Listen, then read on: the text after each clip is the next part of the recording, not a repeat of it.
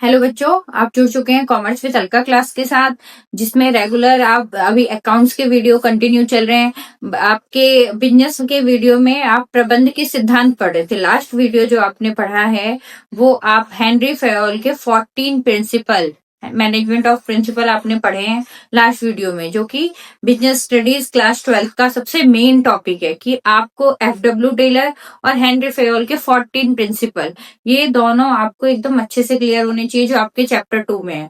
सब चैप्टर 2 का इनमें से बहुत सारे वेरी शॉर्ट भी बनते हैं क्वेश्चंस, ठीक है। तो मुझे उम्मीद है कि आप लोगों ने अच्छे से इसके नोट्स बना लिए होंगे हेनरी फेयोल वाले 14 प्रिंसिपल। तो बच्चों, आज का हमारा नया टॉपिक है इसमें एफडब्ल्यू टेलर के वैज्ञानिक सिद्धांत, scientific principles of FW Taylor. तो चलिए स्टार्ट करते हैं। स्टार्ट करने से पहले बच्चों वीडियो को लाइक कर दीजिएगा और चैनल को सब्सक्राइब करते रहिए।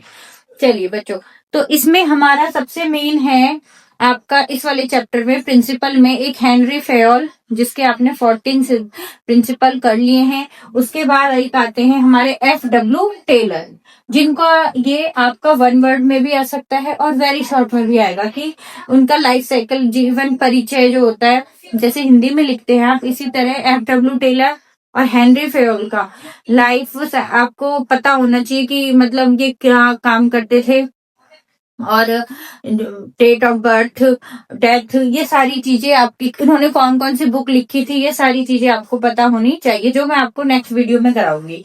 इससे पहले आपको ये देखना है कि एफडब्ल्यू टेलर का मतलब उन्हें कौन है वो, फादर ऑफ साइंटिफिक मैनेजमेंट, ठीक है, वैज्ञानिक प्रबंध के जन्मदाता जो कि है एफडब्ल्यू टेलर। इन्होंने 4 प्रिंसिपल दिए थे, वैज्ञानिक सिद्धांत 4, कि इनका कहना था कि मैनेजमेंट आर्ट्स एंड साइंस दोनों नहीं है, ओनली साइंस है। साइंस में जैसे रूल रेगुलेशन सिस्टम होता है, इसी तरह आप बिजनेस को भी ट्रीट करते हैं।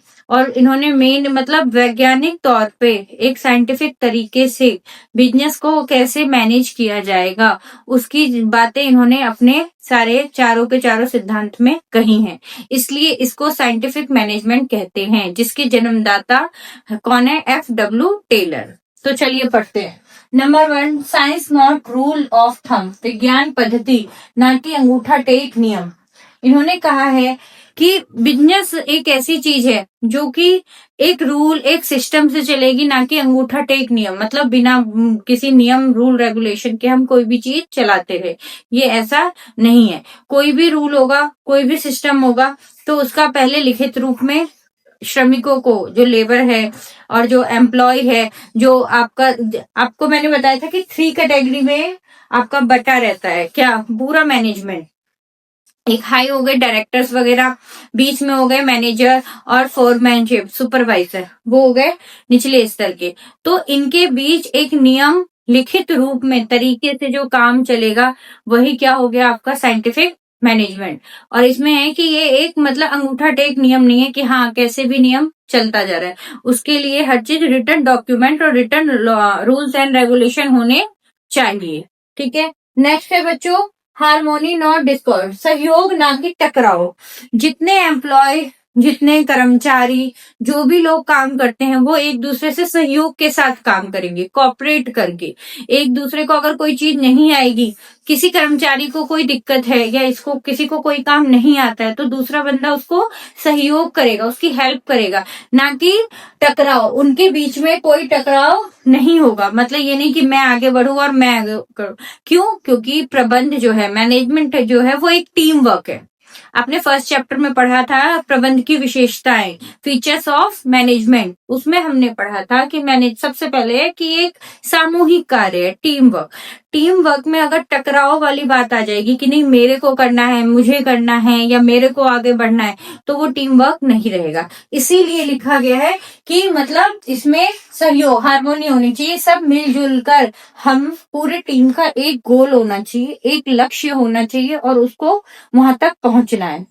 उसके बाद नेक्स्ट है corporation not individual, same like यहाँ पे भी कॉर्पोरेशन मतलब सहयोग, व्यक्तिवाद नहीं होना चाहिए। व्यक्तिवाद का मतलब होता है मेरा मेरा, कि इंडिविजुअल मेरे को प्रॉफिट हो, ऐसा हो नहीं सकता। कोई कंपनी, कोई फर्म होल अगर वो प्रॉफिट में है, पूरी की पूरी कंपनी में प्रॉफिट है, तो सारे शेयर होल्डर्स को प्रॉफिट होगा।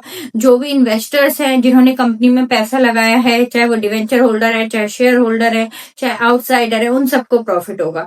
मतलब ये पर्सनली नहीं है, व्यक्तिवाद, इंडिविजुअल की किसी चीज को करने से एक को फायदा होगा। सबको समूह में, एक ग्रुप में हर चीज लेके चलनी है, और हमेशा कर्मचारियों से लेके उचले स्तर तक, जो डायरेक्टर, मैनेजर, उस लेवल तक के सभी को सबके साथ सहयोग से चलना होगा। उनमें कुछ कभी भी व्यक्तिवाद नहीं होना चाहिए। व्यक्तिवाद मतलब ये मेरा भतीजा है, ये मेरा बेटा है, ये मेरा भाई है, इसको ज्यादा प्रॉफिट दे दो, दूसरे को कम दे दो, ये चीज नहीं होनी चाहिए। जैसे कि मान लीजिए कई बार होता है, लेबर जो होते हैं वो स्ट्राइक कर देते हैं, कई कई दिनों तक कई मिले, कई काम, कोई फैक्ट्री बंद हो जाती है और वो काम कंटिन्यू नहीं चल पाता है, जिससे क्या होता है, ऑल ओवर लॉस में चले जाते हैं। कई बार क्या होता है, मैनेजमेंट किसी लेबर को बिना किसी मतलब कम मिस्टेक पे बड़े से बड़े पनिशमेंट दे देते हैं, उन्हें जॉब से डिस्क्वालीफाइड कर देते हैं। तो इन चीजों को नहीं होना चाहिए कि पर्सनली किसी एक रीजन की वजह से किसी के साथ पर्सनली कोई दुश्मनी निकालो या किसी को पर्सनली कोई फायदा पहुंचाओ, ऐसा नहीं होना चाहिए। सबके साथ एक जैसा व्यवहार करना चाहिए।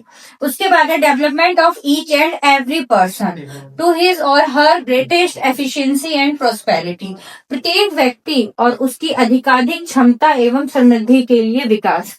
हर पर्सन के लिए जितनी उसमें कैपेसिटी हो, जितनी एफिशिएंसी हो काम करने की, उसके अकॉर्डिंग उसका ज्यादा से ज्यादा मनोबल बढ़ाना चाहिए, या तो उसको ट्रेनिंग देनी चाहिए जिससे वो अपने काम को और अच्छे से निखार सके, मतलब और अच्छे से वो कर सके।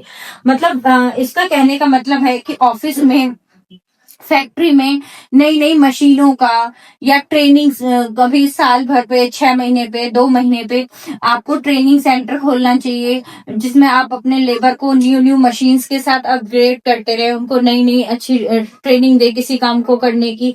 मतलब वो जितना काम कर रहे हैं उसमें और एफिशिएंसी, उसको और ज्यादा मोटिवेट करना चाहिए। अगर नहीं आता है तो सिखाना चाहिए, ट्रेंड करना चाहिए।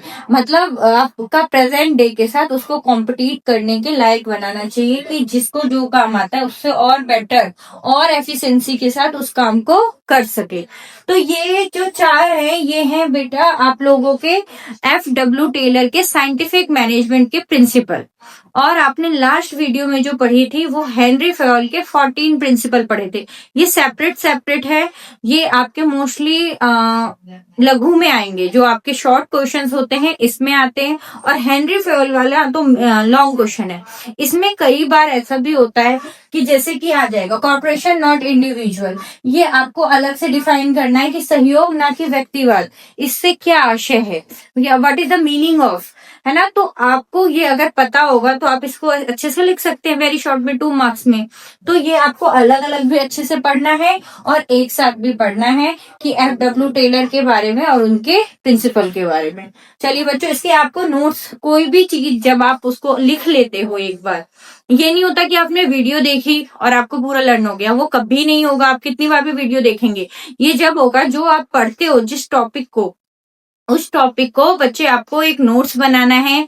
अब टाइम भी नहीं है, आपके एग्जाम आने वाले हैं, 2 महीने हैं आपके पास अच्छे से, उसके बाद आप लास्ट में क्वेश्चन बैंक और ये वीडियोस ही देखते हैं। 2 महीने हैं जिसमें आप अपना पूरा सिलेबस अच्छे से कवर कर सकते हैं। तो जो भी आप टॉपिक पढ़ते हैं उसको डे टू डे आप उसके नोट्स अच्छे से प्रिपेयर करिए। जैसे ये शॉर्ट में है तो इसका एटलीस्ट 1 पेज का आपको ये प्रिपेयर करना है। जितने ये पॉइंट है उसके अंदर के मटेरियल आप वीडियो देखने के तुरंत बाद अपनी बुक को ओपन करेंगे और इसके नोट्स बनाएंगे, जिससे आपको इसके बारे में एकदम अच्छे से क्लियर हो जाएगा कि आप ज्यादा से ज्यादा एग्जाम में लिख सके। तो चलिए बच्चों, थैंक यू। आगे की वीडियो देखने के लिए चैनल को सब्सक्राइब जरूर करिए।